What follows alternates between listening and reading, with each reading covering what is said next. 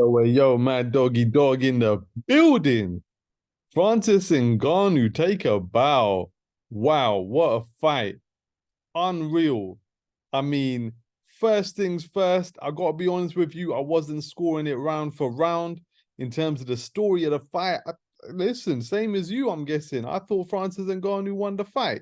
I mean, like 10 rounds, it's a little bit tougher to score, but even if you had it like being generous to Fury, right? Even if you had it 5 rounds, five with the knockdown, do you know what I mean? That's an Ngannou victory, bro. That's an Ngannou fucking victory, man. Do you know what I'm saying? Like, you would have had to have it, like, you would have had to have, like, Francis winning the round with the knockdown and then another no more than 3 rounds, do you know what I'm saying? To have Fury coming out on top. I'm not even sure what the maths is, even if you had like Fury 6-4 with like how that works out with the knockdown. I'm guessing that would bring like Fury out on top by 1 point. Um, so so yeah, I'm guessing the judges must have had it 6-4. I mean, not outside the realms of the possibility. Again, I didn't score the fight round by round as I was watching it. But just the story of the fight, I think like you could even argue like wider than that for Francis. You could even argue 7-3. But listen, the point is, we don't know whether shit like this is staged. Like, we really don't know that. Let's just point that out. So I think there is a possibility that the fight was staged to make, like Francis look good, to make Fury like look a little bit fallible, to make the undisputed fight seem a lot more competitive, and everybody walks away a winner, right? Like, if this was a farce, everyone would have said, "Oh, all that money is bad for boxing, blah, blah, blah, crossover fights, the Saudis are ruining boxing, blah, blah, blah, bad press, bad press, bad press."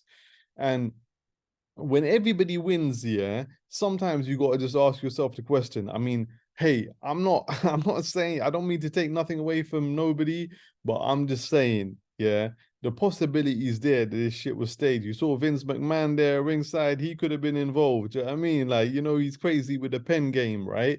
So the Saudis come out smelling the roses.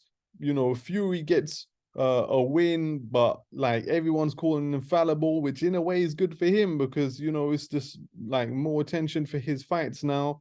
But he's still the champion, he's still undefeated. It's you know what I mean, it's good for Usyk because everyone's saying like, okay, now the Usyk Fury fight is 50-50.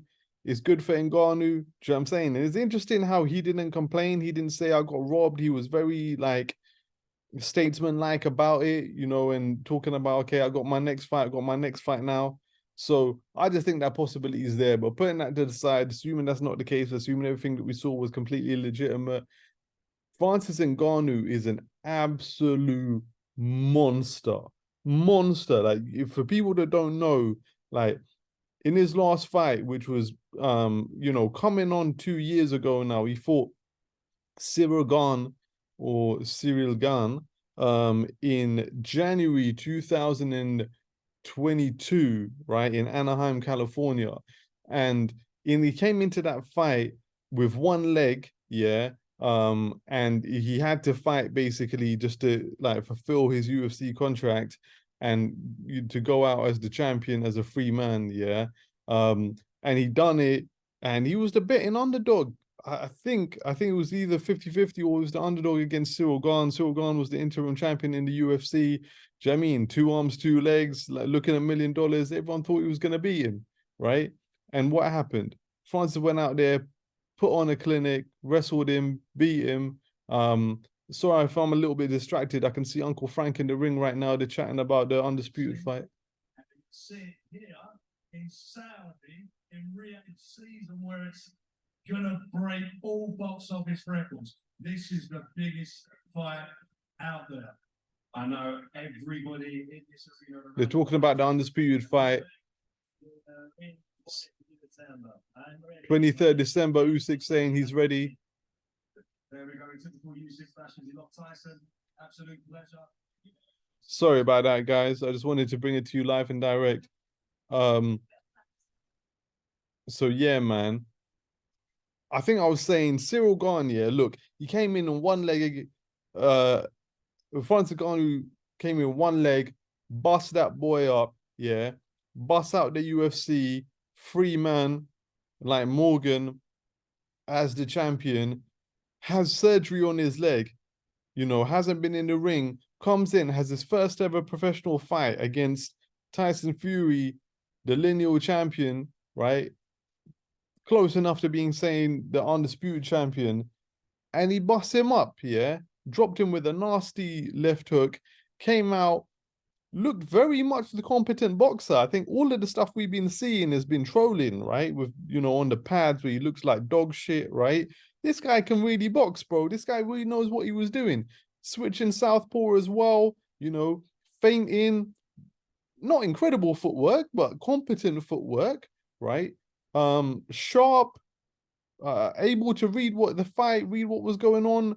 And as I was watching it, I was thinking to myself, like, as somebody that in my younger years really didn't like MMA, was very much a boxing purist, but has started to appreciate the sport as I've got older. I was watching that fight thinking to myself, Francis looks so adept right now. He doesn't look out of his depth at home. It doesn't look out of his depth at all, right? He looks very much at home. And as boxing fans, we probably don't appreciate the intelligence of MMA fighters because they're constantly having to anticipate so many things, right?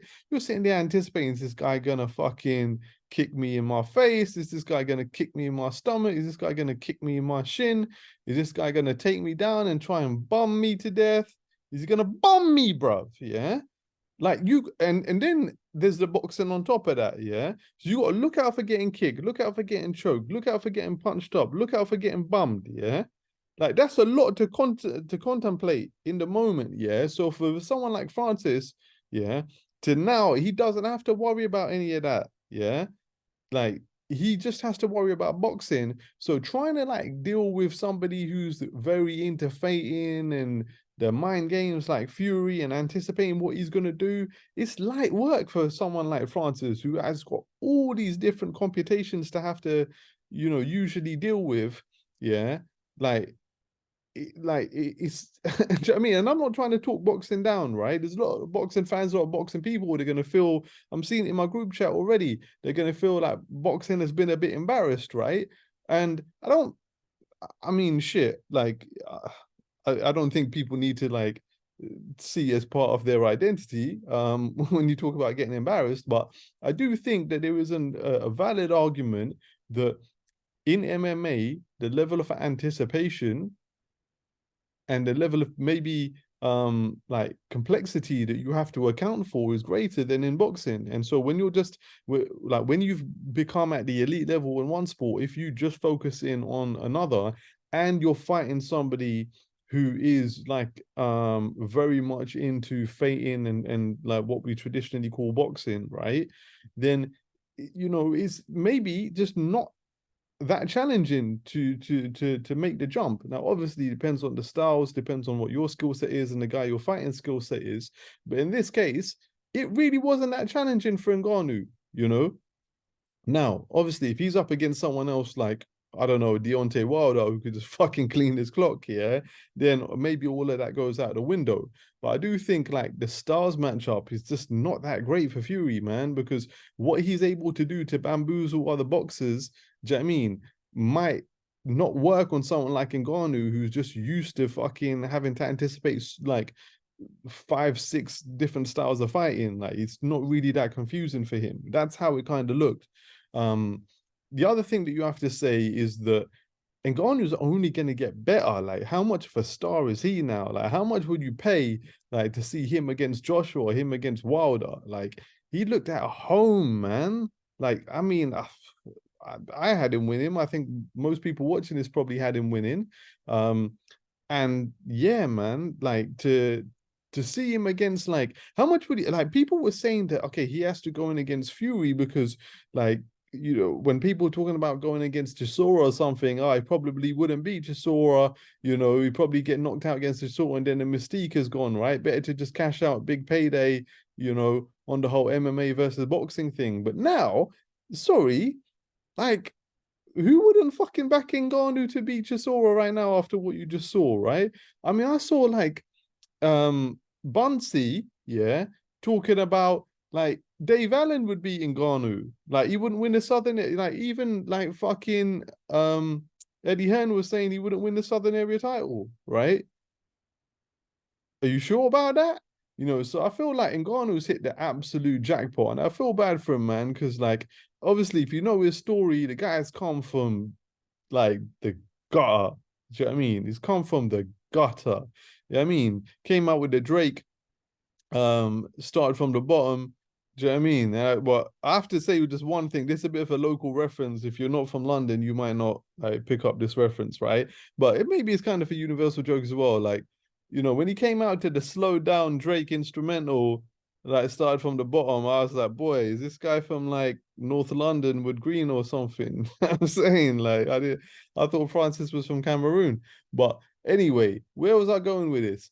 I would love to see Francis fight everyone in the heavyweight division, bro. I like Zhang, Joyce, like fucking Chisora still fighting. Like, let's see him against Chisora, him against Joshua, him against Wilder. I want to see it all, man.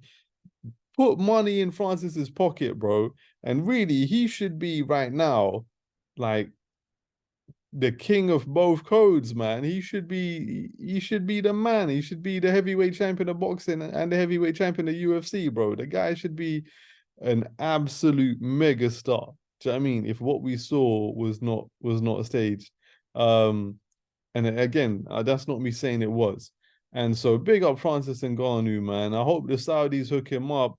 Do you know what I mean? Because you know they got it like that. And yeah, what else can you say? Fury, maybe he's just been spending too much time Netflix and chilling. Do you know what I mean? Netflix and chilling with his missus, just fucking breeding her up, bro. Just breeding her up. Like, yeah, I'm a fighting man.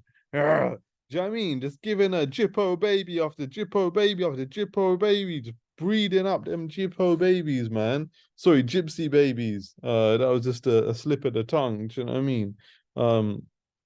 So yeah, maybe he's just been like watching himself on Netflix, just bending over his missus. You know what I'm saying? On the couch, yeah.